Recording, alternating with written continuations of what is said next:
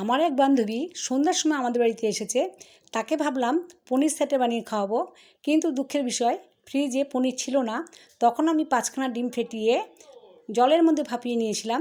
তারপরে পনিরের মতন পিস করে কেটে নিয়েছি। এদিকে আমি টমেটো এবং পেঁয়াজ সেটাও এইভাবে কেটে নিয়েছি।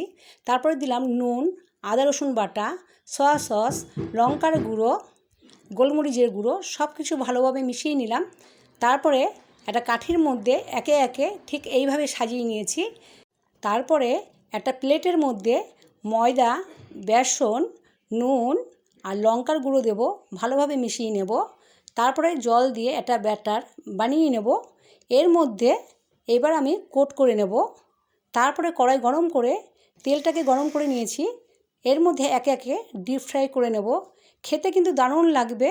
যদি ভালো লাগে তাহলে অবশ্যই লাইক দেবেন আর সাবস্ক্রাইব করে দেবেন।